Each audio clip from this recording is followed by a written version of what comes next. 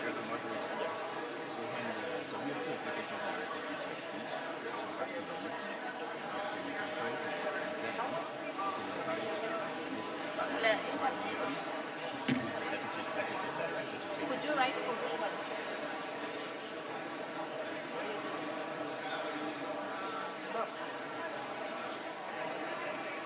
So immediately when she's done, that's when I'll be like, thank you for your contribution. We understand you also have another engagement. So Ms. Valerie Wanieri, Wanieri. What's the title? assistant executive director. That be a thing. Yeah, so she can step in for her.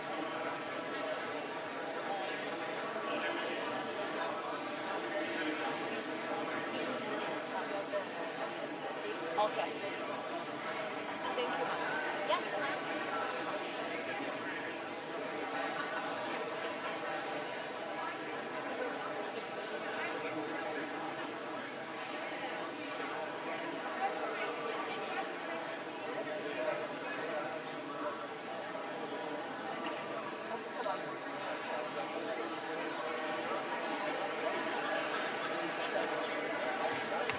Welcome.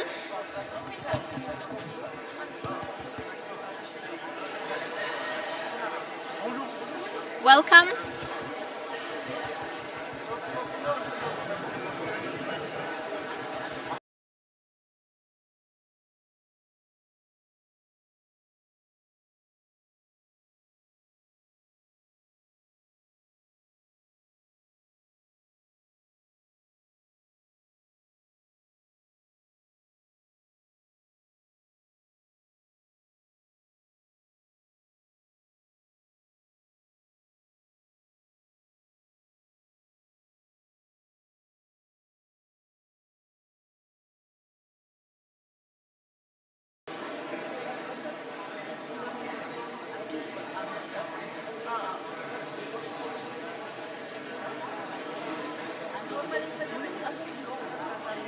You want some?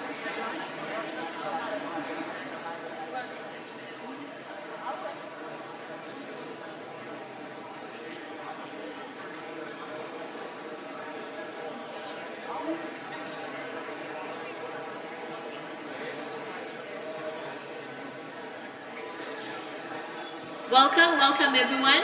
If we could all kindly take our seats, we'll begin in a moment's time.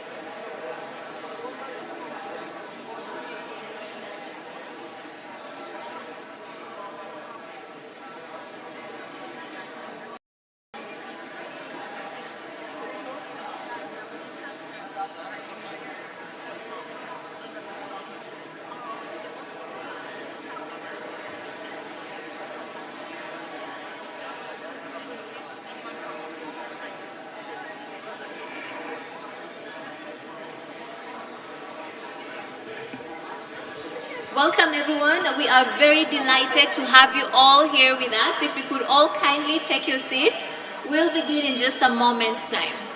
If we can all kindly take our seats.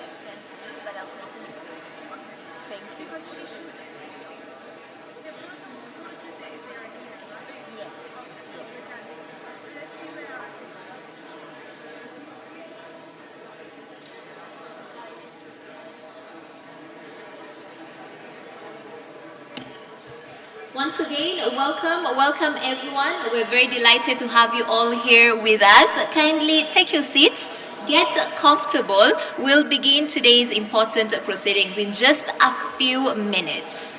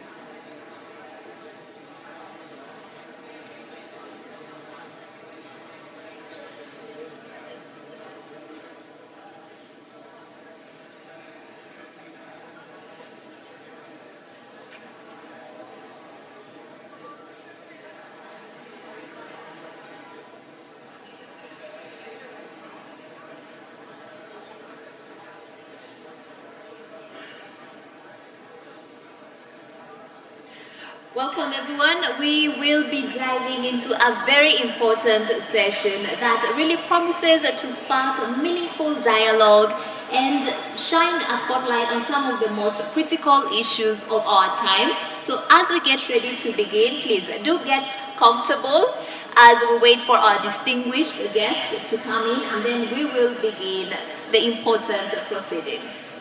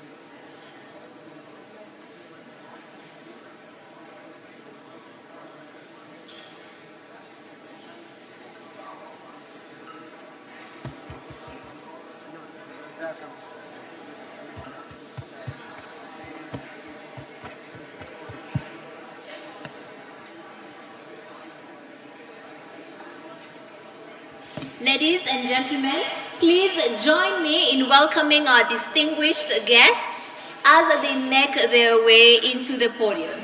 Excellencies, we're very delighted to have you with us. You're very, very much welcome.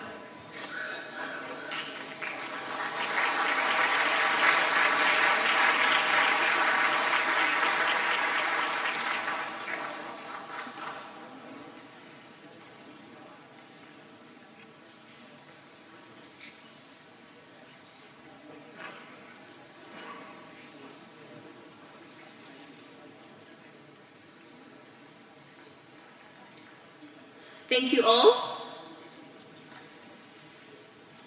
Thank you, Excellencies, distinguished delegates, colleagues, ladies and gentlemen, welcome. Welcome everyone. We're very delighted to have you all here today. A very, very good evening. My name is Naringwa Fiona Mothoni, and it's my distinct honor to welcome you to the official launch of the 2025 edition of the State of Food Security and Nutrition in the World, the SOFI report, here at Africa Hall as part of the second United Nations Food System Summit StockTech. Before we really officially begin and get into today's program, I would like to start by inviting Mr. Maximo Torero Kellen, the Chief Economist of the Food and Agriculture Organization of the United Nations, to come and deliver a special intervention. Let's welcome Mr. Maximo as he comes to the podium.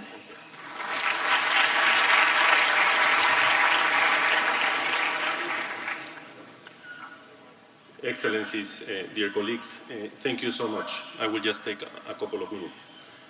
So our friend, Sir David Navarro, a friend, a colleague, a true global public good. Sir David Navarro was tireless champion of health, food security, and human dignity. From his early leadership at WHO to his most recent work as a strategic director of 4SD Foundation and co-director of the Global Health at Imperial College London. David embodied the values of service, humanity, multilateral action. He was ignited in 2023 for his lifelong dedication. He served as WHO Special Envoy on COVID-19, Special Representative for Food Security and Nutrition, and a key architect of the Food System Summit dialogues. His leadership shaped global food responses to Ebola, avian flu, and malnutrition, and his legacy was recognized with the Global Food Prize in 2018.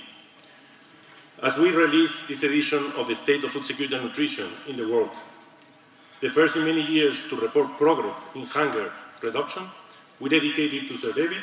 His life work made this moment possible. Thank you very much, and please join me in an applause for him.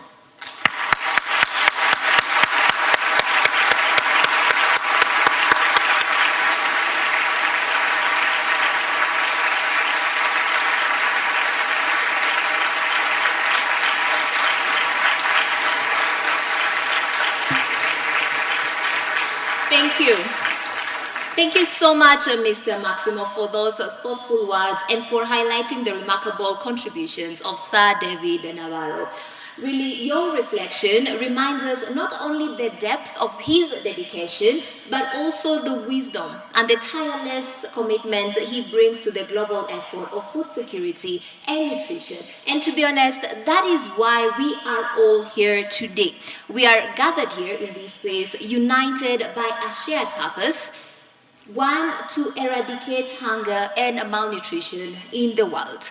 As we begin, may I kindly invite all our distinguished speakers for today to come to the podium and take their seats here at the front. We welcome you all. You're very much welcome. You're welcome, sir.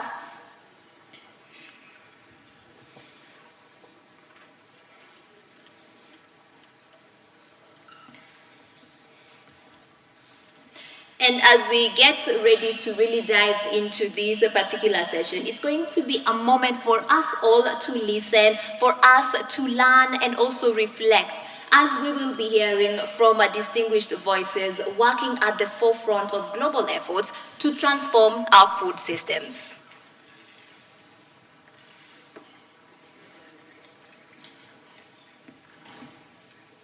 We're very delighted to have you all here today. And really today we have the Food and Agriculture Organization of the United Nations and its partners who will be presenting key messages from the SOFI Report 2025. As at the previous editions, this year's report will go beyond the numbers. It will really examine the underlying drivers of recent food inflation. It will assess its impact on food security and nutrition outcomes, and also outline policy responses that are required to mitigate and prevent its adverse effects. This is not just a report, but it is a call to action to prevent today's pressures from becoming tomorrow's global failures. I would like now to kindly just draw your attention to the fact that this event is being interpreted in the 6 UN official languages, that is English, French, Spanish, Arabic, Chinese, and Russian, as well as Portuguese. Right in front of you, please do make use of the interpretation screen that you have. Now, to set on for today's launch, we invite you all to watch a short video that introduces this year's report and the critical themes that will guide today's dialogue.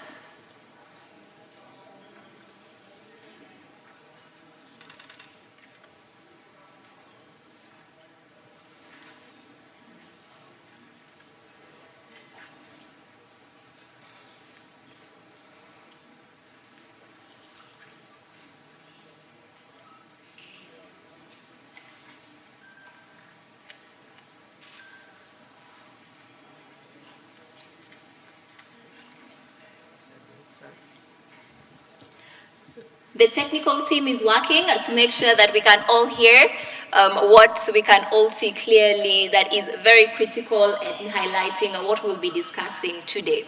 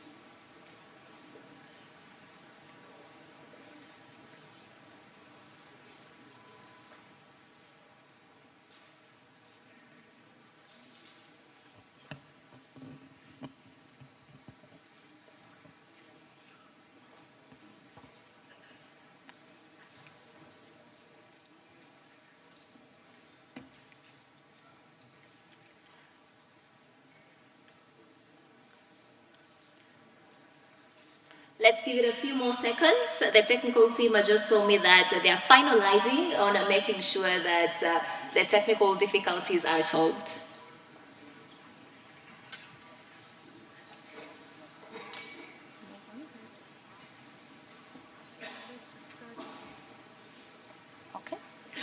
We will get to see what the content is in the video in just a moment's time. For now, we are going to transition and get the opening remarks from our distinguished guests who are here with us today. For the opening remarks, we are going to hear from global leaders who are deeply engaged in shaping a more secure, a fair and resilient food systems. To start us off, help me welcome Ms. Amina Mohammed, the Deputy Secretary General of the United Nations. You're welcome.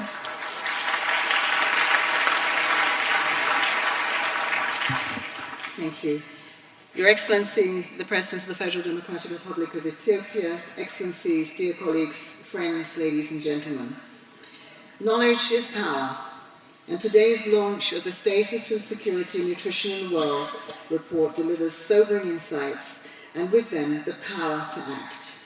The data in this report tells us that around the world, hunger, malnutrition and inequality continue to deny millions of people the most basic human rights: the right to food, the right to health, and the right to a dignified life. This is not just a humanitarian crisis, but also a development crisis, an economic crisis, and a crisis of justice. The crises are man-made, and it is within our power to deliver on the rights that all people should enjoy. Ending hunger is not a single goal. It is the cornerstone of sustainable development. Progress in food and nutrition, improving learning outcomes in children. It increases the earning potentials of adults. It empowers women and youth. It reduces healthcare costs. It builds peaceful societies. In short, achieving food security unlocks progress across every other aspect of the 2030 Agenda. Yet, we are far off track. Despite the fact that hunger has declined, and only slightly tonight more than 670 million people will go to bed hungry, and in regions like Africa the situation continues to worsen. 307 million people are hungry on this continent alone, nearly 1 in 5, and mostly exacerbated by the conflicts and climate crisis. Hunger is also deepening the inequality faced across the world. Women's nutrition continues to deteriorate. Anemia among women aged 15 to 49 has risen over the past decade. 2/3 of women in that age group do not meet minimum dietary diversity, undermining their health and the health of future generations. Meanwhile, children are suffering consequences that will last a lifetime. 1/3 of children between 6 and 23 months are not getting the nutrients that they need during the most critical window of brain development and growth. Ultimately, affordability is at the heart of all of this. Since 2020, global food price inflation has consistently outpaced general inflation. In low-income countries, this means skipping meals, selling assets, or pulling children out of school just so families can afford to eat. In every region, these overlapping crises, conflict, climate shocks, inflation, displacement, are all exposing the deep fragility of our food systems. So the message is clear. Cooperation must replace conflict. We must transform the systems that feed the world urgently, systematically, and inclusively. Food systems touch every part of our lives. They're not just about agriculture or nutrition. They're about how we grow, process, transport, trade, buy, and consume food, and how these choices shape our societies, our economies, and our ecosystems. Food systems are about opportunity. Today, food systems provide jobs and livelihoods to over 1 billion people worldwide, directly or indirectly. In many low-income countries, they account for up to 60% of employment. So transforming these systems is not only about feeding people, it's also about reducing poverty, creating opportunities, and building resilience. Transformed food systems can help support smallholder farmers, women and youth. They can lower the cost of healthy diets by improving infrastructure, reducing losses, and ensuring fair market access. They can also create green jobs by shifting to sustainable production practices, improve public health by aligning production and marketing with nutritional needs, strengthening food sovereignty and reducing dependency by diversifying production and trade. Perhaps most urgently, they can deliver climate solutions. Today, food systems contribute about 1/3 of global greenhouse gas emissions, but they're also uniquely positioned to help restore ecosystems and adapt to a changing climate. Sustainable practices, regenerative agriculture, reduced food waste, and smarter logistics can turn food systems from a source of degradation to a force of regeneration. Friends, ladies and gentlemen, let's not forget the true cost of our current food systems is not just measured in dollars. It is measured in lives lost to malnutrition, in children's stunted futures, in degraded soils and polluted rivers, in growing inequality and lost opportunity. Transformation will not happen on its own. It will require political will, long-term investment, and bold leadership. It demands policy coherence across sectors, from agriculture and trade to health, education and finance. It calls for empowering local governments and communities. It means working with the private sector to align incentives, and it requires putting people, especially the most vulnerable, at the centre of decision-making. If we all want to succeed, we have to move beyond the emergency response and short-term fixes, from individual projects to sector-wide transitions. The good news is that we know what works, and we have the solutions. We've seen it in countries that have strengthened social protection, invested in school meals, supported farmers with technology, created urban, rural and market linkages. We've seen it in Ethiopia in our Action Day yesterday. We have a brilliant scientific minds and data to drive our work. What we need now is the determination to act at the speed and scale the moment demands. Excellencies, the time for incremental change has passed. The time for ambition and solidarity is now. We must not accept a world where hunger or where what we put on our plates endangers the planet. Instead, let us commit to build food systems that are resilient, equitable, inclusive, sustainable, one that creates opportunity and a dignity for all. Thank you.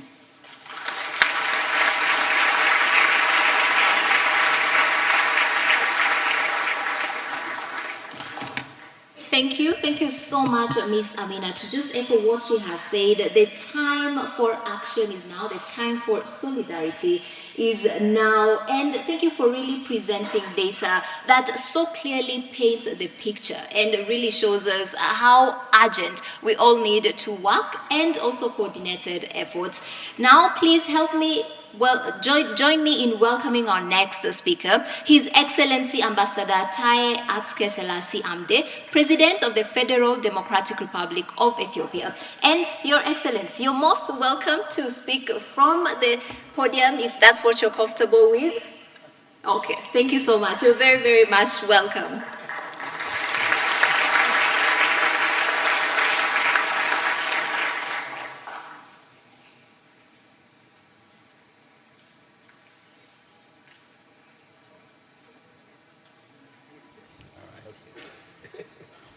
Well, thank you very much, Your Excellency Amina Mohammed, Deputy Secretary General of the United Nations, Your Excellency Minister Wellington Dias of Brazil, Your Excellency Deputy Foreign Minister of Italy, Mr. Edmund Cerilli,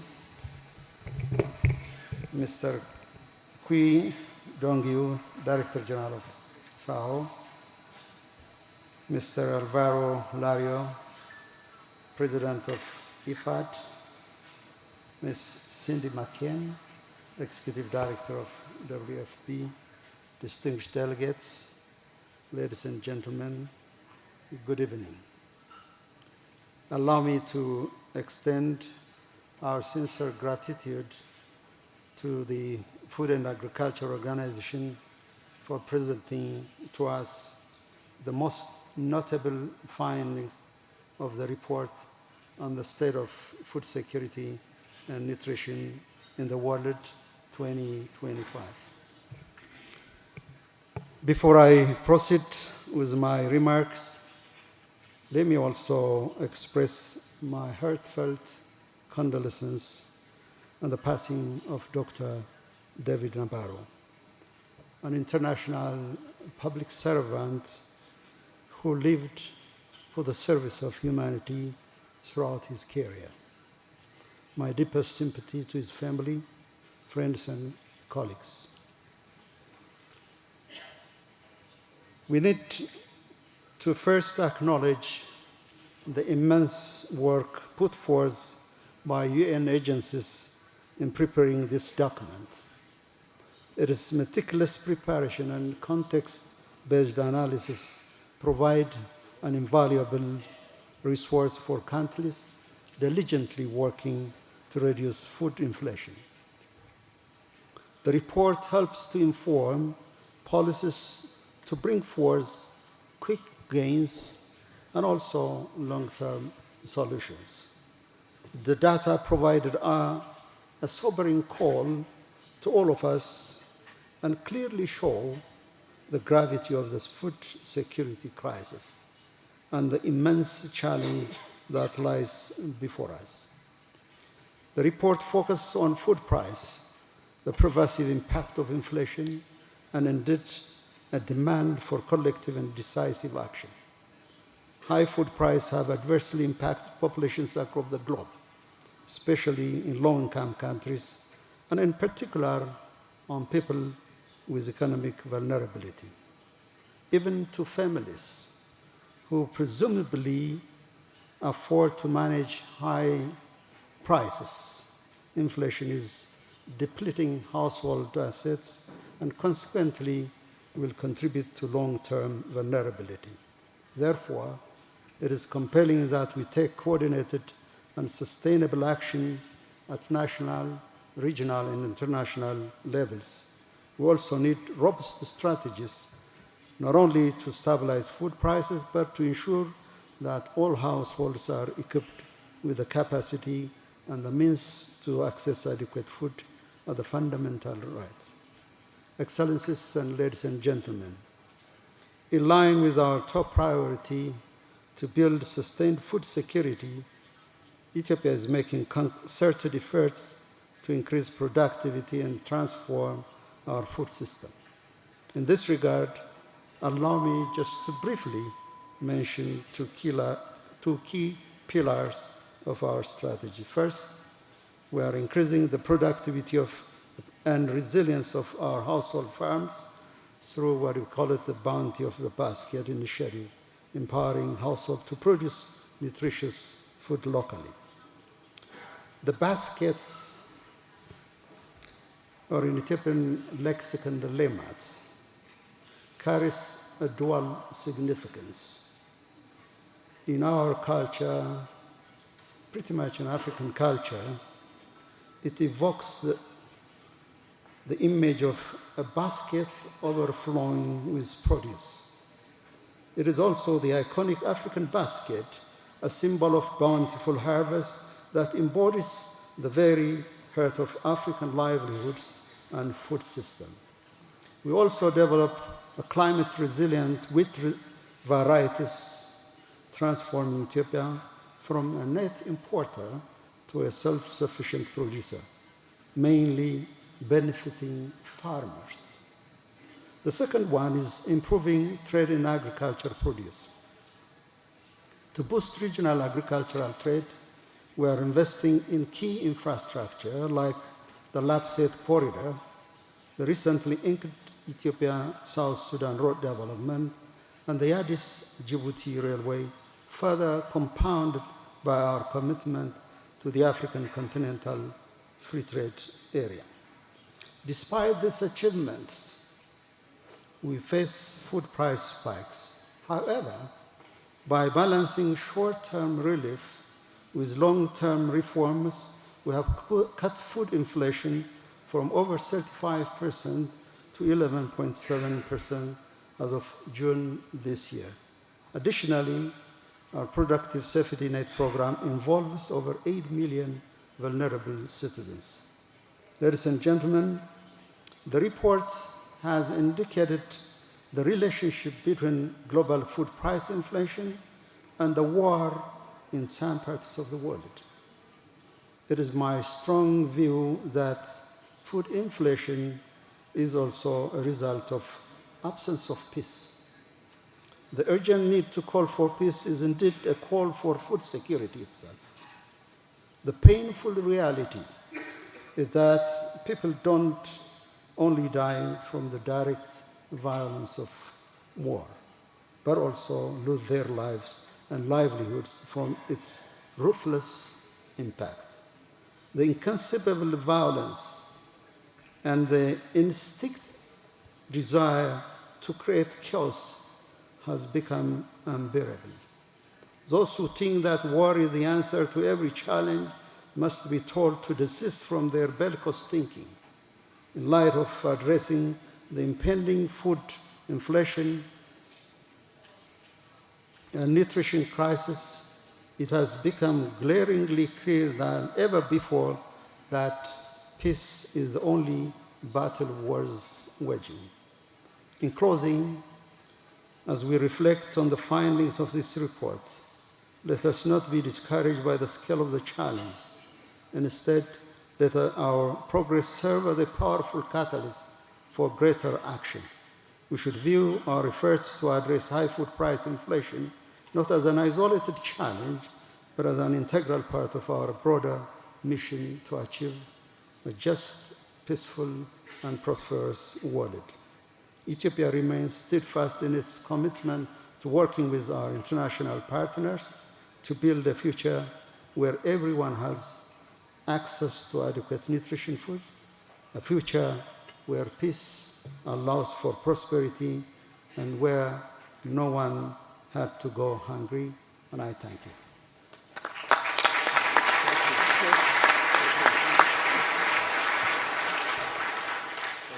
Thank you so much, Your Excellency, for the encouraging words and for also highlighting the crucial work that is currently being done here in Ethiopia as we continue to reflect on the outcomes of the report.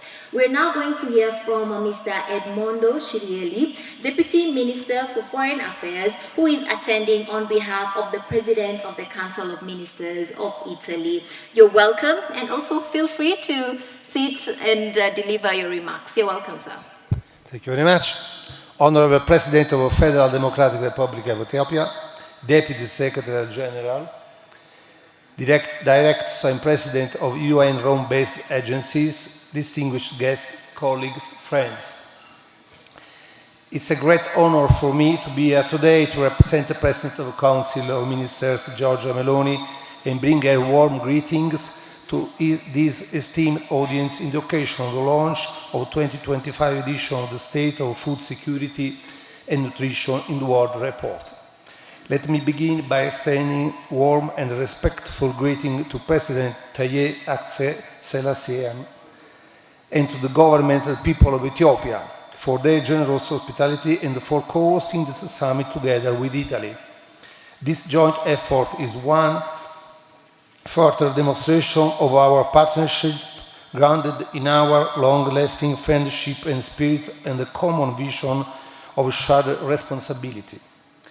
Allow me also to express my sincere appreciation to the Deputy Secretary General of the United Nations, Amina Mohamed, for her leadership and steadfast commitment to food system transformation and sustainable development.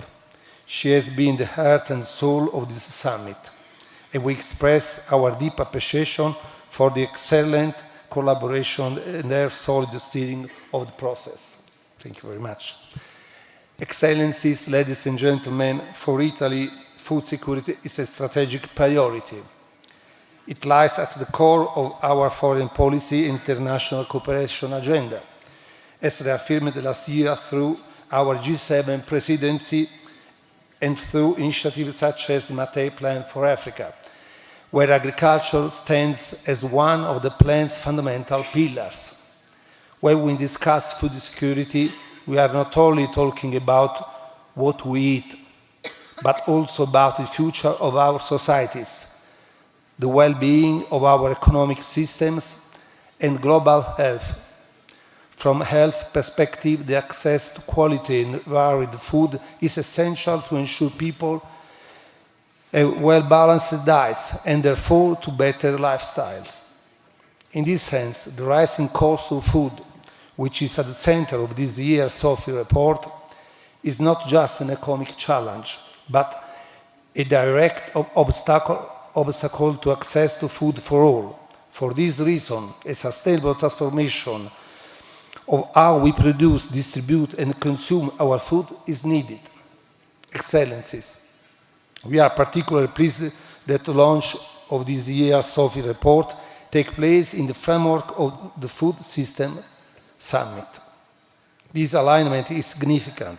It speaks to a growing awareness that political dialogue and policy direction must be grounded in facts and in evidence. Addressing such topics is crucial to empower countries to shape their own food systems and secure the right to adequate nutrition for all. The Italian approach to food sovereignty focuses on the importance to work with African countries to increase their self-reliance and their capacity to produce food, and in particular the nutrition food rooted in their local community and traditional knowledge. By so doing, we aim at scaling up programs and strategic initiatives directed to strengthen their capacity to prevent and respond to systemic food crisis. Let me give two examples already mentioned by Prime Minister Meloni this morning. In Senegal, Ghana, and the Republic of Congo, and prospectively in Ivory Coast and Kenya, we are implementing a public-private partnership for the agri-food sector with the biggest Italian agro-industrial group, BF, and with SIAM. In Tunisia, through the TANI project, we aim to conquer back desert regions to agriculture by working on critical aspects of water and irrigation. In parallel, our strategic and action on coffee, while chains, it's already well known here in Ethiopia and across the African continent, and we have just concluded a successful event at the Museum of Science to celebrate this approach. Excellencies, occasion as these allow us to promote new approaches to better shape our action and to move forward in our commitment to shared goals. Italy will remain fully committed to this effort in a spirit of genuine partnership. Thank you very much all.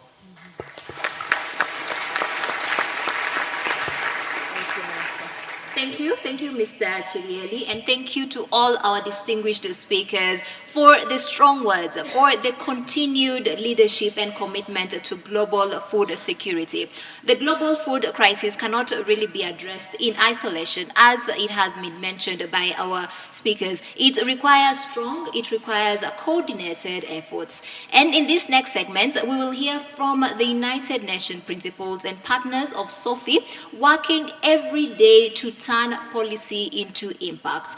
Each speaker will have about 5 minutes, and I would like to start it by introducing our first speaker, Mr. Chu Dongyu, Director General of the Food and Agriculture Organization of the United Nations. You're welcome, sir.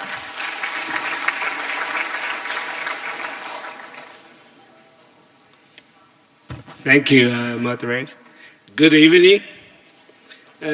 Excellencies, Honorable President, Republic of Ethiopia, our long friends support agro-food system and the development in this country, and now become the president of this country. So I'm so glad you can join us and give the applause.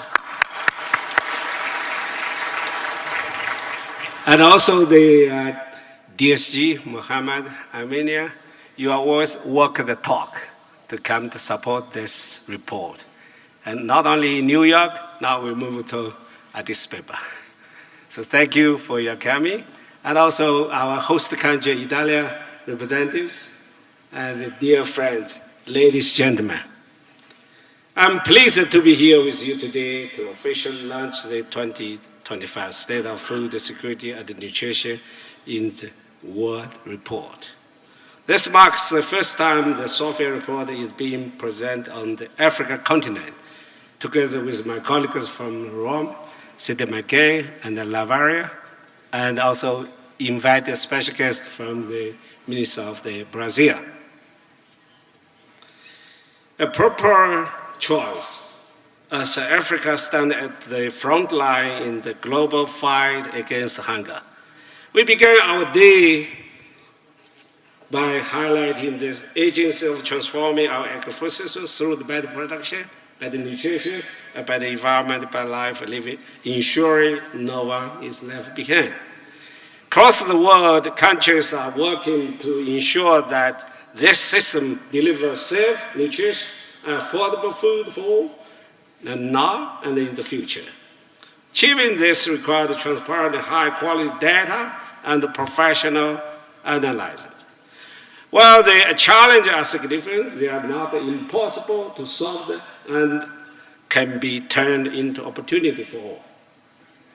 By sharing knowledge, experience, and practice solutions, we can and must meet our shared ambitions. This is the core purpose of the SOFI report.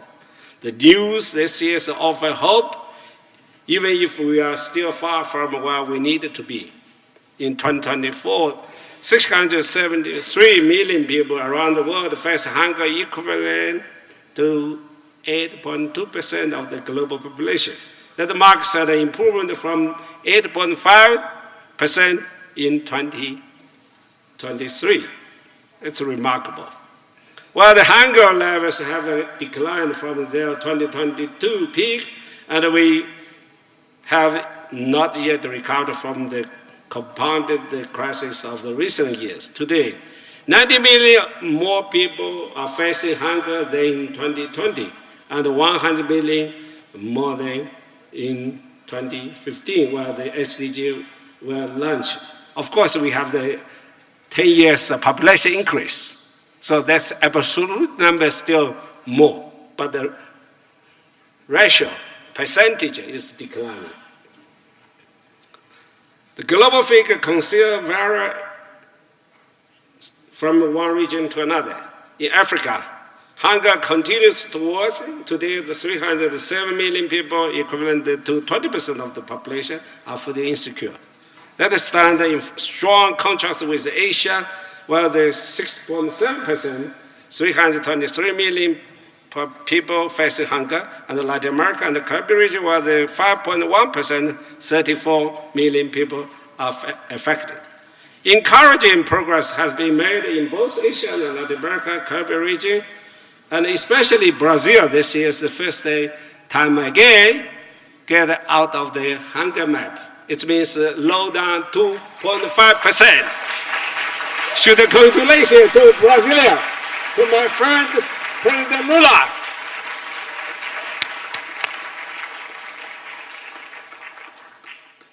Declared by the 0.6 and 0.2% points, respectively, between 2023 and 2024. Hungers has fallen notably in Southeast and South Asia, as well as in South America, driven by the smart targeted policy and the strategic investment. Despite this progress, projections show that by 2030, 512 million people were still facing chronic hunger, and 6 out of every 10 will be in this continent, Africa. That's why I said so many times, started first day in FAO, Africa, we should focus, because it's our common task. Not only Africa brothers and sisters, we need strengthening and more focus on the Africa continent. Data always tell the truth. Recovery must be inclusive. We cannot accept a future where the entire region are left behind. When we look beyond hunger, the malnutrition picture remains mixed. Child study has declined modestly over the past decade, but wasting has stagnated. Wasting still, anemia among the women aged 15 to 49 has increased from 27.6% to 30.7%, with most regions showing stagnation or deterioration. And while the millions goes hunger, many others consume more than is health. Adult obesity rising from 12.1% in 2012 to the 15.8% in 2022. A sharp reminder of this double burden of malnutrition. But undernourishment is only the visible tip of the much larger aspect in 2024. Around 2.3 billion people experience moderate or severe food insecurity.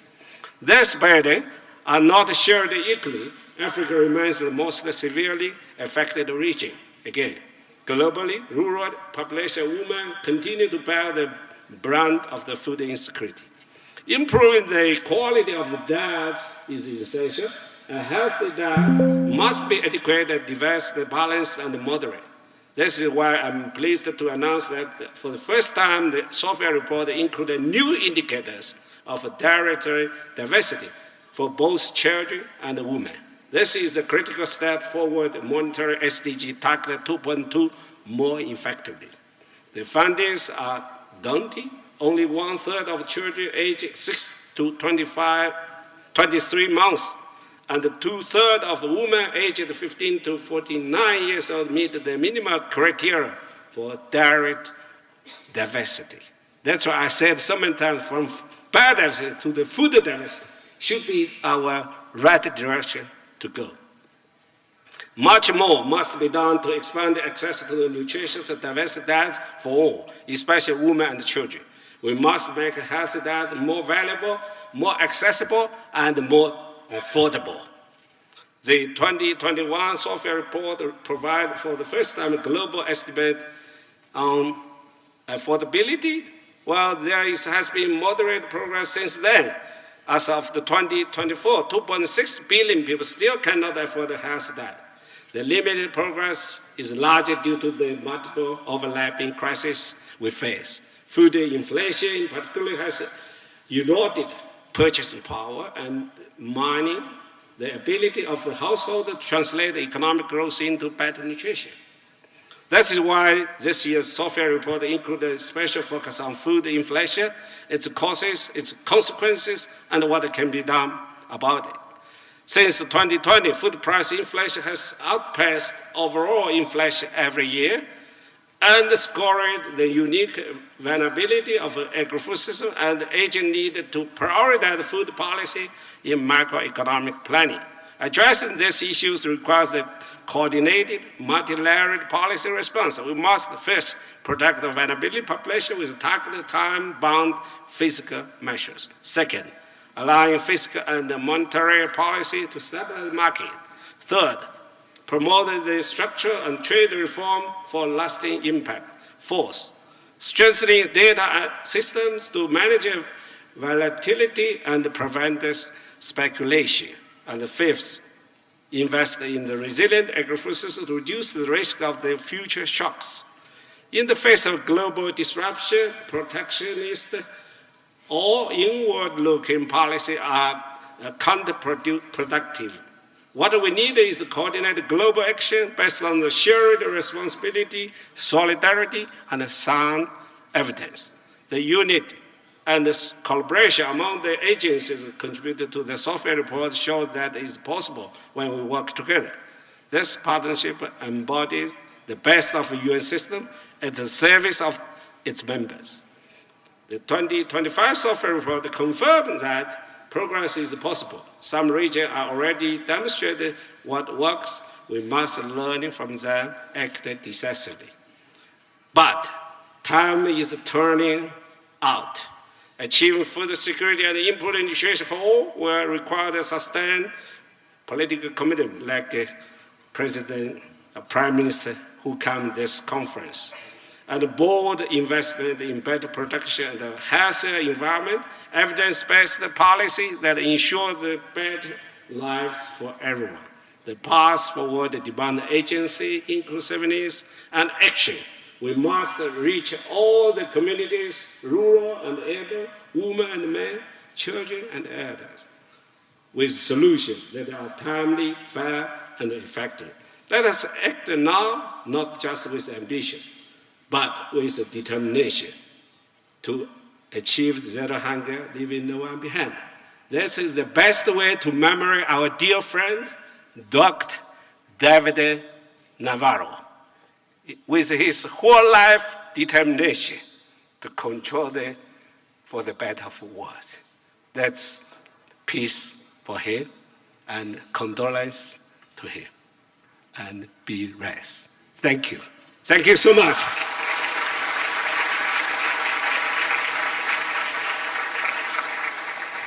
Thank you. Thank you so much, sir, for your very action-oriented remarks. And he's also just highlighted that this is the very first time that the launch of this report is happening on the African continent. As he said, this is more than just a change of venue, but it is a powerful symbol of partnership and inclusion, as well as it also shows that Africa is home to innovation and resilience. Now we're going to hear our next speaker. Help me welcome Mr. Alvaro Lario, President of the International Fund for Agriculture Development. Sir, you're welcome.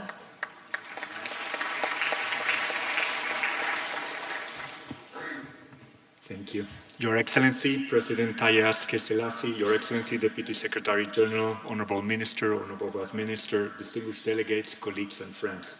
It's an honor to join you today for the launch of the State of Food Security and Nutrition in the World 2025 report.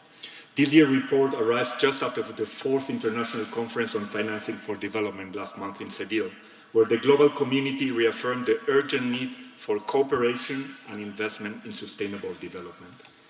The rise of hunger in Africa and the Middle East in 2024 and the persistently high number of people facing hunger globally is still very alarming. Hunger leads to exacerbated human suffering and social instability. Even if hunger numbers have diminished slightly, they remain unacceptably high. 1 in 5 in Africa or 1 in 7 in the Middle East. Conflicts, climate shocks, and economic shocks are still the main drivers of hunger. But another important headline from this year's SOFI report is sobering. It confirms food price inflation is one of the most persistent and destabilizing trends in recent years. For many countries, food prices have risen faster than inflation overall, exposing the fragility of our global agri-food systems.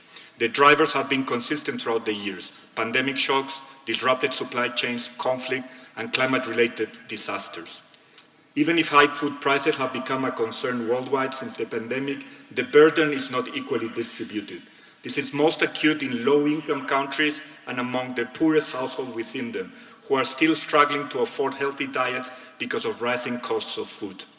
While median global food prices inflation reached 13.6% in early 2023, it climbed even higher in low-income countries, peaking at 30% in May 2023.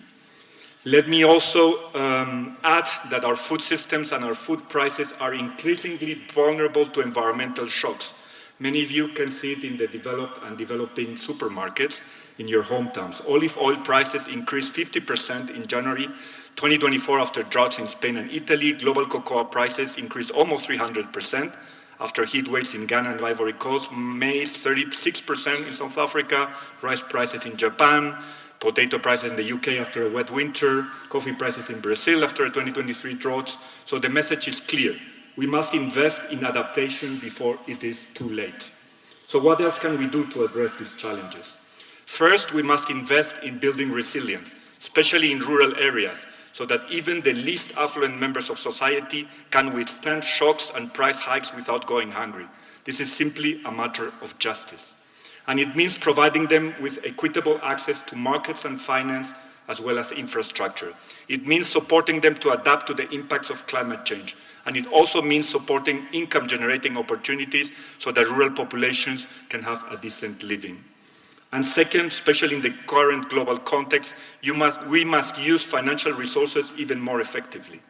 Investing in food systems and small-scale producers offers high returns, boosting productivity, resilience, jobs, and market access. And at the same time, it can address the root causes of hunger and poverty. To unlock these benefits, we must fully leverage concessional finance. Institutions like IFAD have a key role to play, but we cannot do it alone. We also need to crowd in private sector investments to rural areas through strong partnerships, bankable investments, and also constructing the right ecosystem.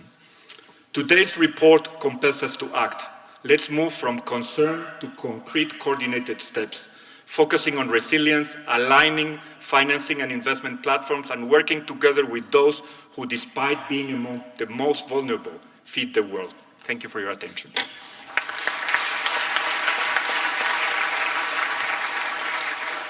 Thank you so much, Mr. Lario. As he said, we need to invest in adaptation before it's too late. We need to build resilience as well as tapping into the different emerging financial resources. We're now going to hear from Ms. Cindy McCain, the Executive Director of the World Food Programme. You're welcome.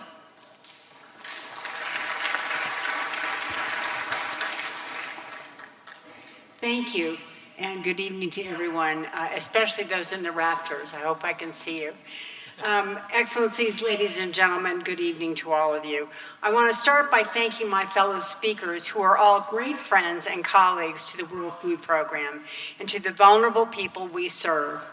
The range of organizations who have come together to launch the latest State of Food Security and Nutrition in the World report, the SOFI report, highlights the critical importance of effective collaboration. If we're going to successfully combat hunger and tackle the causes of food insecurity. The report confirms what WP is seeing on our front lines every day, the operations where on every single day, global hunger remains at alarmingly high levels, driven by conflict, natural disasters, and economic instability. Families are being forced to adopt extreme coping strategies just to survive, skipping meals, selling productive assets like livestock, and taking their children out of school to send them to work. WFP and our partners are a vital lifeline to those who need it most. Last year, we reached 124 million people with life-saving food assistance. Yet it's getting harder all the time to do our job as humanitarians. WFP, along with every other international organization, is navigating a new and unprecedented funding and geopolitical landscape. Global needs are high, but the resources required to meet them are shrinking as governments everywhere refocus their budgets on domestic priorities. Operating environments are riskier and more complex. The multilateral system is being eroded, and it's more dangerous than ever for aid workers to fulfill their life-saving mission. We are reminded of this in Sudan just last month, where a joint WFP-UNICEF convoy was attacked on its way to al-Fashir, killing 5. It was appalling and unacceptable. And I'm going to say this twice. Humanitarian aid workers are not targets. Humanitarian aid workers are not targets ever.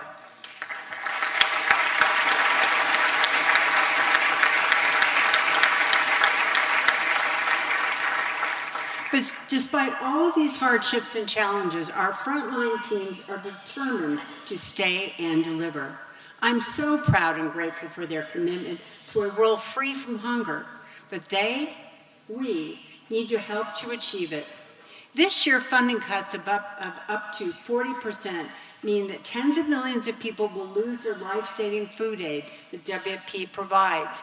The impacts are severe and wide-ranging. In Afghanistan, we've scaled back to a very narrowly targeted feeding program, aiming to cover a maximum of only 1 million people. But we're turning away 8.5 million needy people.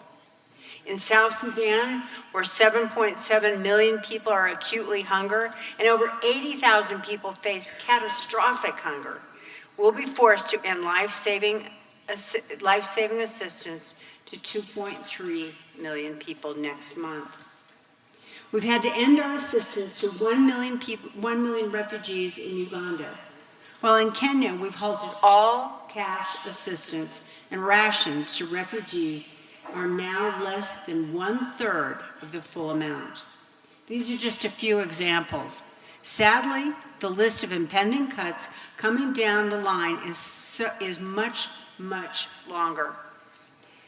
If they're implemented, the small gains in food security highlighted in this year's SOFI report will soon be wiped out, and the result will be further instability in volatile regions around the globe.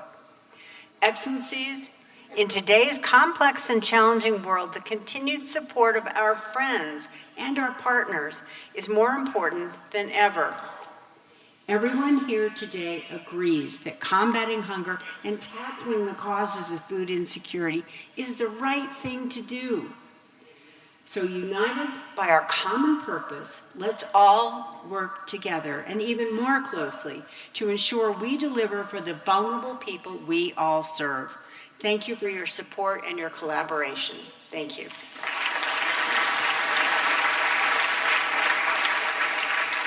Thank you, and thank you very much, Ms. McCain, for your valuable contribution and for being with us today. We truly appreciate your presence here, and we do understand that you have another very important engagement here. It is very okay. Please feel free to leave at your convenience. I'm sorry. Thank you once again. Thank you. I would like to invite Ms. McCain's colleague to come and take her place.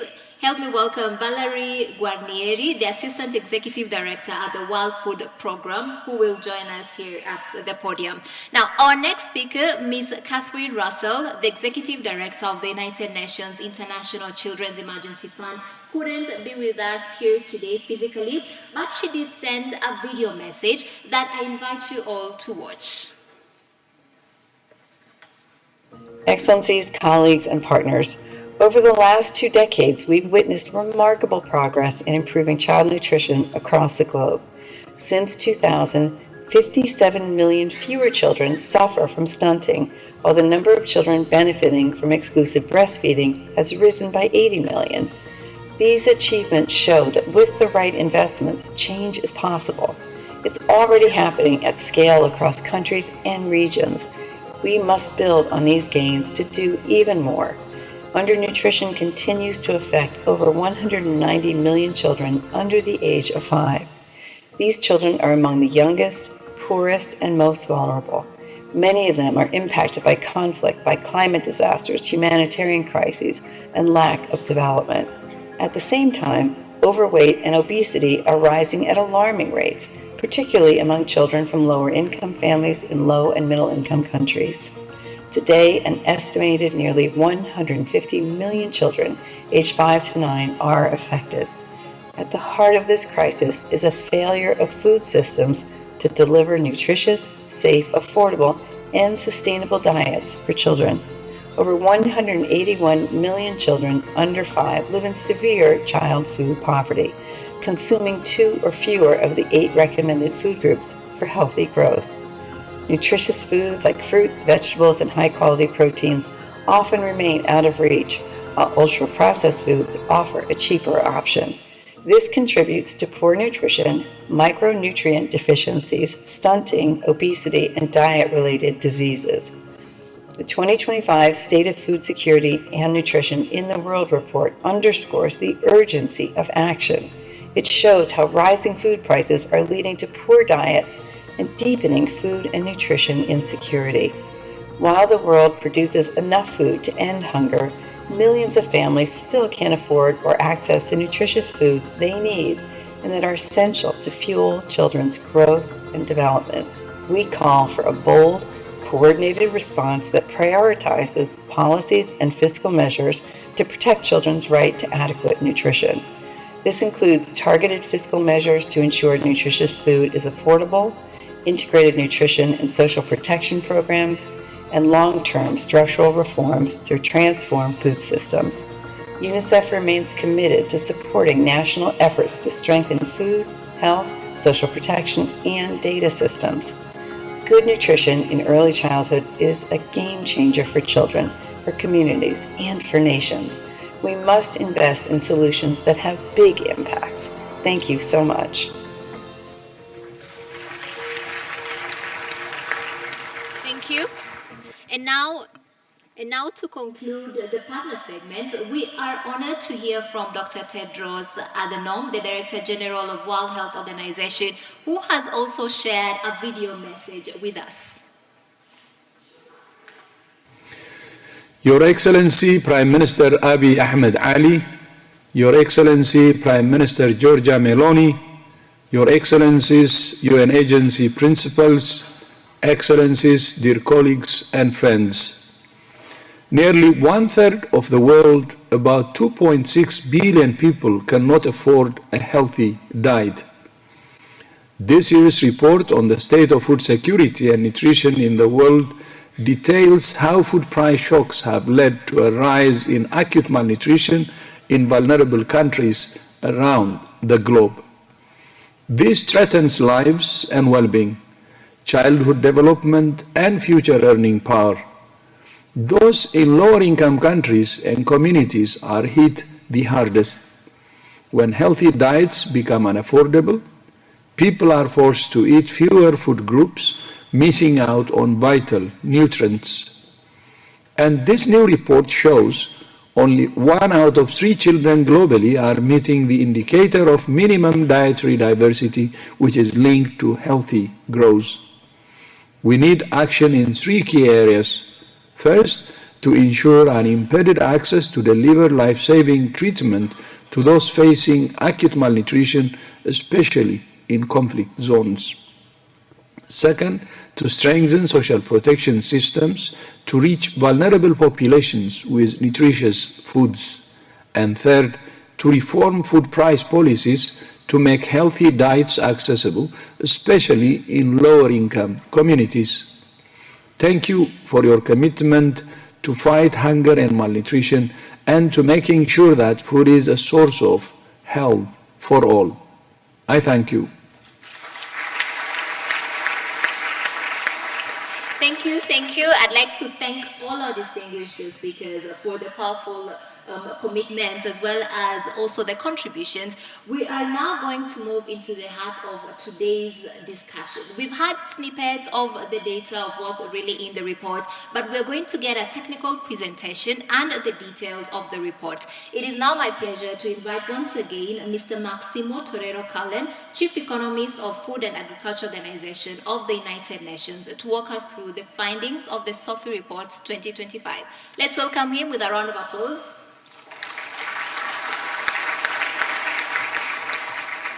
Thank you very much, Excellencies, honorable delegates, ladies and gentlemen. I have the pleasure of presenting the latest state of food security and nutrition in the world.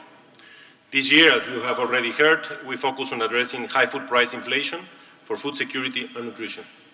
As in previous year, this is a collaborative effort with IFAD, WFP, WHO, UNICEF, and FAO, a clear example of UN agencies collaborating together. Let me now pass to the first slide. If you can pass, please, in the control room.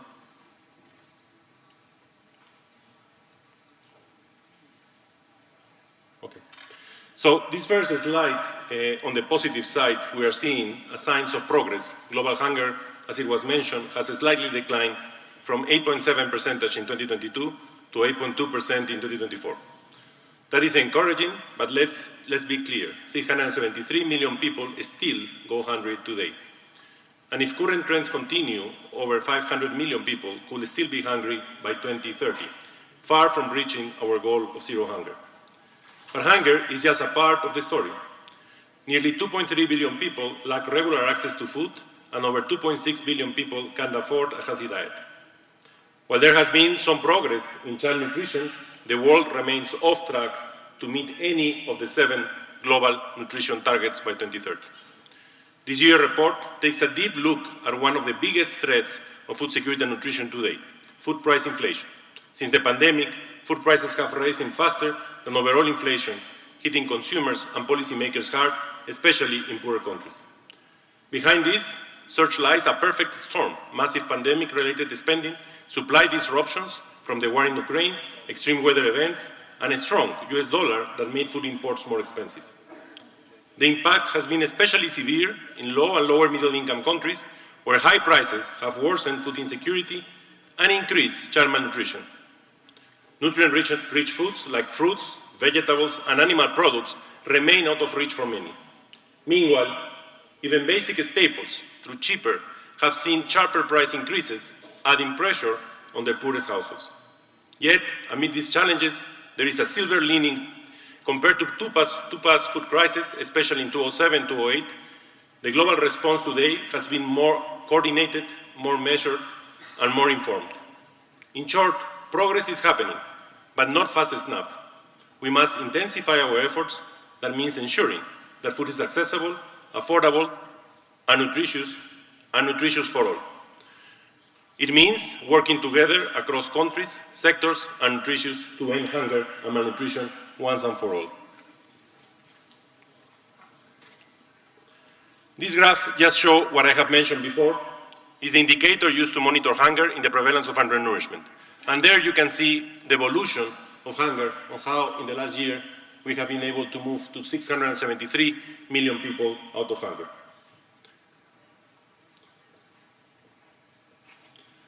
Let me now move to what are the changes and where are the improvements and in which regions are the improvements. The difference among the regions and sub-regions of the world are stark. The progress seen at the global level is driven by notable improvements in Southern Asia, which reflects new data from India, Southeastern Asia, and South America. Unfortunately, this positive trend contrasts with the continuing rise of hunger in most subregions of Africa. In Eastern Africa, undernourishment is stable, and in Western Asia. In 2024, hunger affected about 307 million people in Africa, 323 million people in Asia, and 34 million people in Latin America and the Caribbean. 20.2, 6.7, and 5.1% of the population, respectively. From 2025 to 2030, the global number of undernourished is expected to decrease, but as I mentioned at the beginning, 512 million people are still projected to be facing hunger in 2030, of whom nearly 60% will be in Africa. This points to the urgent need to accelerate efforts towards achieving SDG 2, particularly in Africa, where we need to accelerate the process. But beyond hunger, some progress has also been made towards the broader goal of ensuring regular access to adequate food in recent years. At the global level, the prevalence of food insecurity based on the FIES, the Food Insecurity Experience Scale, which measures access to food, has declined gradually since 2021, the year when trends began to show signs of improvement following the sharp increase in the wake-up of the COVID-19 pandemic. The global prevalence decreased marginally from 28.4% in 2023 to 28% in 2024. About 2.3 billion people in the world are estimated to have been moderately or severely food insecure in 2024, 335 million more than in 2019, before the pandemic, and 683 million more than in 2015, when the 2030 Agenda for Sustainable Development Goals was launched. Trends at the regional level differ notably, with food insecurity on the rise in Africa, falling in Latin America and the Caribbean, and decreasing gradually in Asia for several consecutive years, while in Oceania and North America and Europe, new estimates point to a slight decline from 2023 to 2024, following a severe year of rise. Persisting inequalities between men and women are evident, with more adult women than men facing moderate or severe food insecurity globally and in every region of the world. After widening considerably in the wake-up of the COVID-19 pandemic, the gender gap narrowed at the global level from 2021 to 2023. But new estimates point to a widening of the gap between 2023 and 2024, driven mostly by Asia and to a lesser extent by North America and Europe. And this is something worrying, that we need to recover the pace at which we were closing those gaps. Food prices rose throughout 2023 and 2024, pushing up the average cost of a healthy diet globally. Despite the increase in food prices, the number of people unable to afford a healthy diet in the world fell from 2.76 billion in 2019 to 2.60 billion in 2024, fueled by an economic recovery from the pandemic. However, the improvement has been very uneven across regions. The number of people unable to afford a healthy diet decreased significantly in Asia and marginally in Latin America and the Caribbean, Northern America, and Europe and Oceania. But in Africa, the number increased from 864 million in 2019 to just over 1 billion in 2024, indicating that a healthy diet is out of reach for 2/3 of the population in Africa. The unequal recovery is even more evident across country income groups. The number of people unable to afford a healthy diet in low-income countries has been steadily increasing since 2017, whereas the upper middle and high-income countries, the number has been declining since 2020. In lower middle-income countries, the number decreased from 2020 to 2024, but these improvements is mainly explained by the significant decrease in affordability in India. Excluding India, there is an increasing trend in lower middle-income countries in the number of people unable to afford a healthy diet. In low-income countries, the number increased from 464 million in 2019 to 545 million in 2024. And in lower middle-income countries, excluding India, from 791 to 869 million people in the same period. Next, please. Ending malnutrition is not only an integral part of SDG 2, but it is central to the achievement of nearly all the Sustainable Development Goals. Some progress has been made, with notable improvements in global prevalence of exclusive breastfeeding until 6 months of age, improvements that lay the groundwork for children's future health and well-being. For the prevalence of stunting among children under 5 years of age, moderate progress have been made, but 23.2%, nearly one child over 4, is stunted.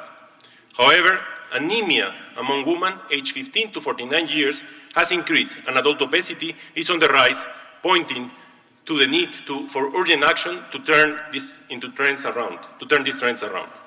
One essential line of action to end all forms of malnutrition is to improve the quality of the people's diets. In 2025, a new global nutrition indicator was endorsed to monitor the SDG target 2.2, the minimum dietary diversity. Globally, about 1/3 of children aged 6 to 23 months and 2/3 of women aged 15 to 49 years achieve a minimum dietary diversity, according to the latest estimates. Actions are needed to enable the consumption of diverse diets for women and children. Next, please. Now, let me go into the food price inflation. And here we see 3 core elements: political stability, can you do click? Macroeconomic stability, and food security and nutrition. Next. Next, please.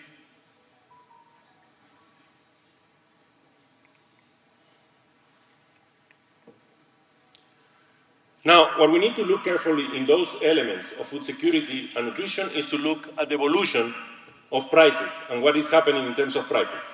So if you click and see the evolution, please click. You will see that the food price index has increased over the overall inflation.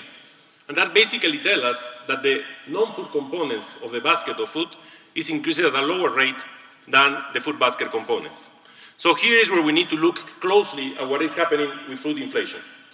As government began to relax the pandemic-related restrictions and the global economy started to recover, overall inflation was picked up by mid-2021. Subsequently, the eruption of the new war in Ukraine in February 2022 exacerbated the increase in price of agricultural commodities, fertilizers and energy, which translated into higher overall prices with major effects on food prices. At its peak in January 2023, food price inflation was 5.1 percentage points higher than the headline inflation of 13.6% and 8.5%.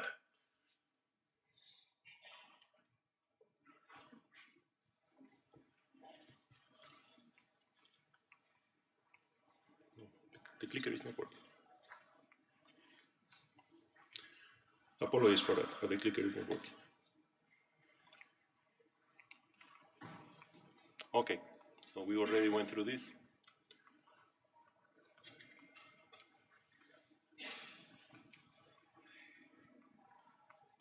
This is not working.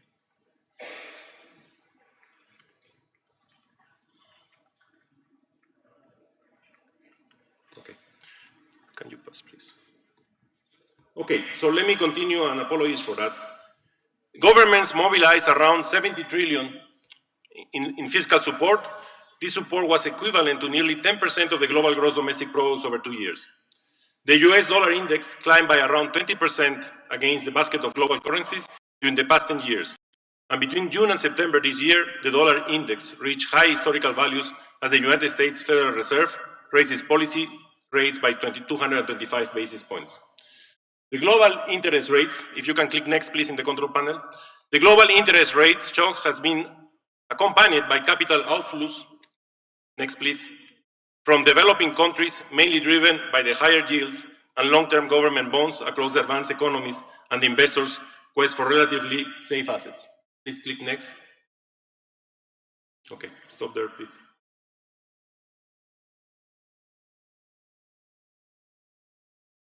Next, please. Next.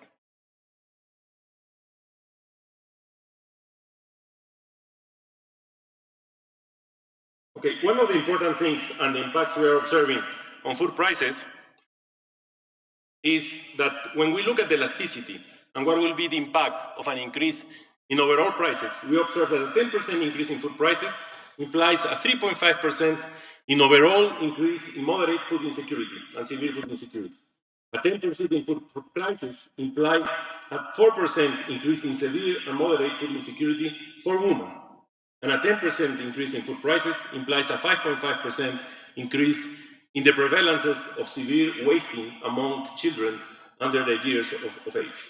So it's important to understand that these food prices have an impact on what will be happening in terms of the food security indicators that we are looking at and that we are evolving. Let me finalize by bringing some important issues and to compare the analysis that we have been doing with previous cases. So compared to previous crises, such as the food price spikes of 2007 and 2008, the global response to the sources of 2021 and 2023 inflationary shocks was more coordinated, informed, and restrained, as I mentioned before. One of the clearest examples is in the area of trade policies. While early crises were marked by widespread export bans and restricted measures that amplified global uncertainties and food price volatility, the recent episodes saw fewer match interventions.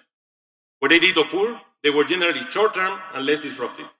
Similarly, the importance of market transparency and timely information has been reaffirmed. Initiatives such as the Agricultural Market Information System, the AMIS, established by the G20 in response to 2007, 2008, and 2009, help a significant impact because they have played a key role in enhancing transparency of global food markets. The global response to the high food inflationary period also demonstrated the value of robust institutions. Countries with sound response structures, as well as established social protection systems, were able to protect the most vulnerable populations more effectively. One of the main messages of the 2025 edition of the SOFI report is that while food price inflation remains pressing concern, it is not undefeatable. Sustainable investments, strengthened policy coordination, greater transparency, and continued institutional innovations will be vital in building resilience to further shocks. These policy lessons offer a roadmap to addressing both the immediate impact of food price inflation on food security and nutrition, and the urgent goal of getting back on track to achieve SDG 2 and affordable healthy diets for all. Colleagues, improvement has happened, but it's important that we transfer the improvement in certain regions of the world to the other regions of the world. So let me finalize by saying that we know it can be done. It is being done in many countries of the world. And it's the time for Africa to shine.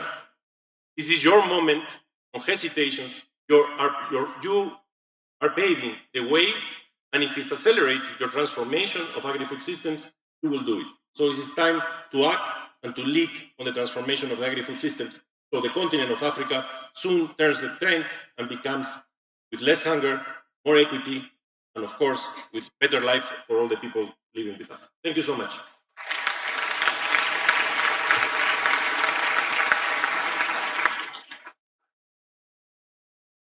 Thank you. Thank you so much, Mr. Maximo, for taking us through these important findings. I'd also like to mention that the report is now available online. If you want to get more the details and also look at the data deeply. To close this important gathering, we are now honored to welcome a leading voice in the global fight against hunger. Please help me welcome His Excellency Wellington Diaz, Minister for Development and Social Assistance, Family and Fight Against Hunger, Federative Republic of Brazil. Let's welcome him with a round of applause.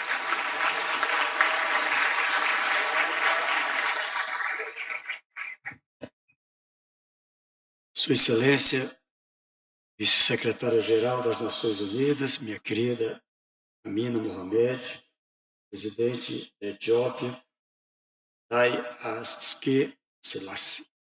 Eu trago aqui o abraço do Presidente do Brasil, Presidente Lula, para estes e todas as autoridades, Ministro Edmundo pela Itália, Diretor-Geral da FAO, Tio Danju, Presidente do FIDA Álvaro Lário, pelo PMA, tive aqui a Cindy McCain, agora aqui também representada, nosso querido Máximo Toureiro, pela FAO, todas as autoridades aqui presentes. É uma honra e uma tremenda responsabilidade compartilhar este palco e esta plateia com tantas autoridades e líderes mundiais tão destacados para encerrar este evento que trata do tema mais candente, mais pungente que pode existir, a fome.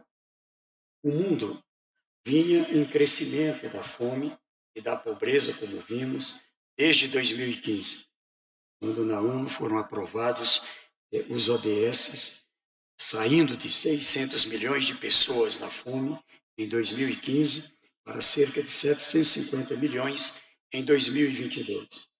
Em 2024, como vimos aqui, conseguimos fazer a fome no mundo a cair para a atual estimativa de 673 milhões de pessoas. Desde que o presidente do Brasil, o presidente Lula, lançou em 2023, em Nova Delhi, na Índia, a proposta de retomada dos ODS 2030, especialmente as metas 1 e 2, bem como a Aliança Global contra a Fome e a Pobreza, essa pauta, percebemos, entrou na prioridade de vários países, ajudando com conhecimento e apoio financeiro. Desde 2023, a fome parou de crescer e a insegurança alimentar voltou a diminuir, com redução também da pobreza. A América do Sul, o Sudeste e Sul da Ásia impulsionaram a melhoria desses indicadores globais, mas precisamos apoiar nossos irmãos na África, Ásia Ocidental, destaco também parte do Caribe, para que alcancem estes mesmos resultados. Em meio a tantas notícias negativas que impactam justamente os mais vulneráveis, hoje podemos ainda assim ouvir números que nos trazem algum pequeno alívio.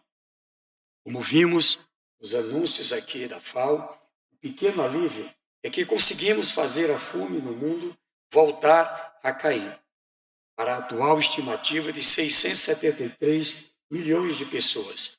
Este resultado significa que desde 2022, cerca de 77 milhões de pessoas deixaram de passar fome. Neste ritmo, é possível, sim, alcançarmos abaixo de 2,5% de fome no mundo, seguindo com determinação as propostas que aprovamos na Aliança Global contra a Fome e a Pobreza. Ouso dizer que podemos alcançar isso se tiver o apoio de todos até 2030.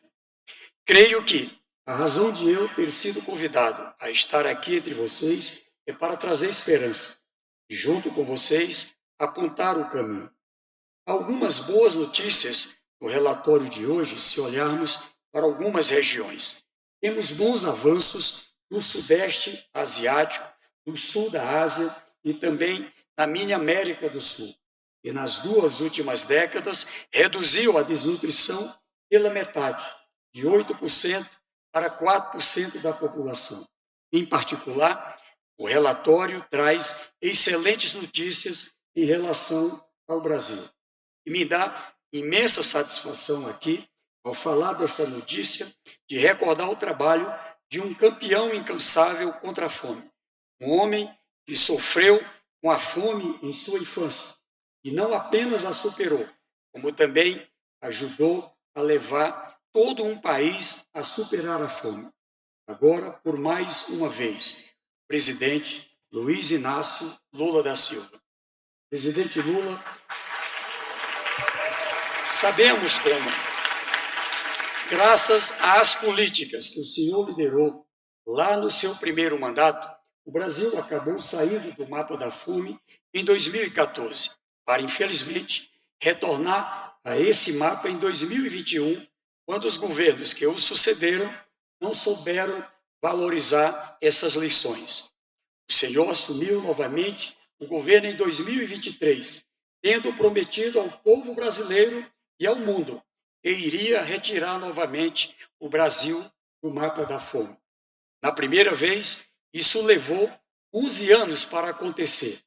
Senhor presidente, com a sua liderança, o trabalho e a ajuda de muitos, com apenas 2 anos e meio, temos aqui comemorar que o senhor já cumpriu a sua promessa. Segundo o relatório SOFI 2025, o Brasil está novamente fora do mapa da fome.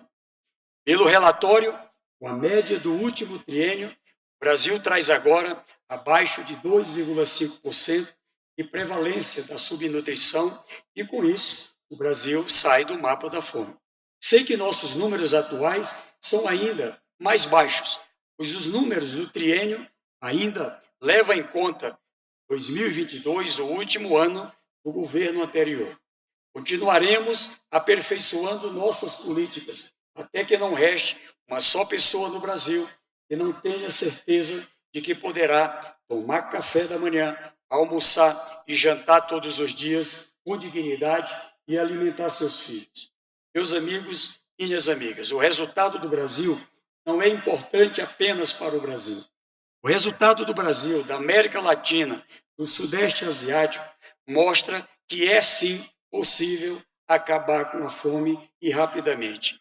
O caminho é este: políticas públicas robustas, com participação social, foco nos mais vulneráveis e, sobretudo, vontade política de colocar os recursos apropriados para implementar esses programas. São programas de proteção social, de incentivo à agricultura familiar, de promoção de alimentação saudável e sistemas alimentares sustentáveis, de alimentação escolar, de nutrição infantil, de incentivo ao emprego e ao empreendedorismo e diversos outros que se integram para não apenas acabar com a fome, mas também superar a pobreza e promover a dignidade humana. Essa, senhoras e senhores, é a abordagem da Aliança Global contra a Fome e a Pobreza. A partir da visão do presidente Lula, a Aliança Global foi criada justamente para apoiar os países a mobilizar e alinhar recursos em torno de políticas que funcionam e que são lideradas pelos próprios governos nacionais. Hoje, a Aliança Global reúne 195 membros, incluindo 103 países e 92 organismos internacionais, bancos de desenvolvimento, instituições financeiras e organizações da sociedade civil, a quem aqui agradecemos pelo empenho. O que torna essa iniciativa única é o seu foco na implementação. A Aliança não cria planos do zero. Ela atua para destravar o potencial de estratégias, planos, metas e políticas que já existem, que são eficazes, escaláveis e alinhadas às prioridades locais, mas que muitas vezes esbarram na fragmentação da cooperação internacional ou na insuficiência dos recursos disponíveis. Sabemos o que funciona. A cesta de políticas da Aliança foi criada justamente para isso.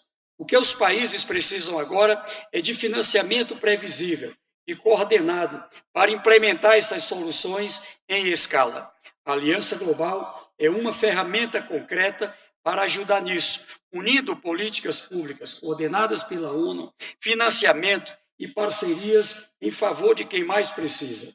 A Aliança já está apoiando países na elaboração de planos de implementação de programas contra a fome e a pobreza no âmbito de um processo chamado Iniciativa de Aceleração, Fast Track. 13 países já participaram dessa iniciativa, promovendo a inclusão produtiva rural na Etiópia, Ruanda e República Dominicana, proteção social à primeira infância na Palestina e Tanzânia e transferência de renda na Zâmbia e Haiti, por exemplo.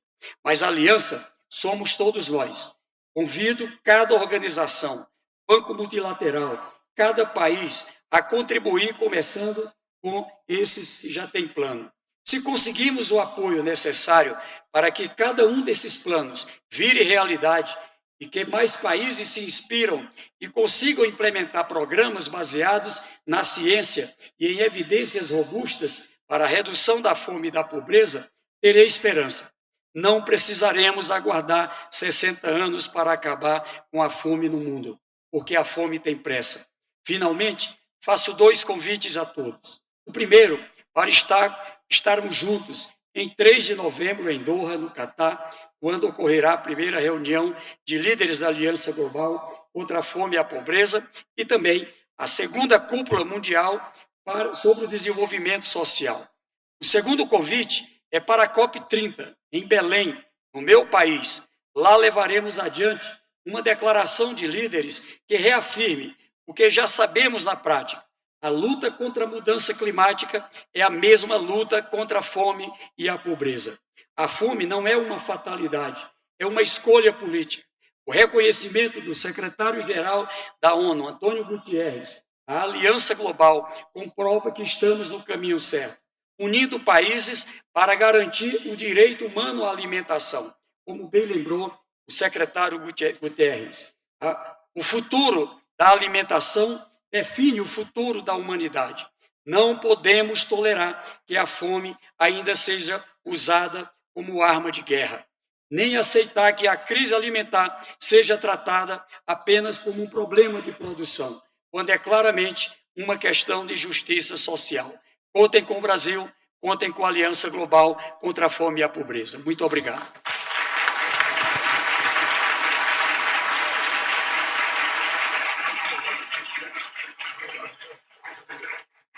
Thank you. Thank you so much, Your Excellency, for those bold remarks. We really appreciate. And before we part, I want to leave you with this. Rising food prices are not just an economic issue, but they are a human issue. What we have had today must not stay in this room. It must inspire action, it must inspire reform and resilience in every country, every system, and every community. And as Mr. Maximo did mention, he said that our goal is to continuously improve, ensuring that access to good, nourishing food, both for today and the future generations. Thank you once again for your presence, your leadership, and continued commitment. This concludes the official launch of the SOFI 2025 report. We invite all our guests to proceed to the lounge just outside Africa Hall for refreshments and for a reception. Once again, thank you all for joining us.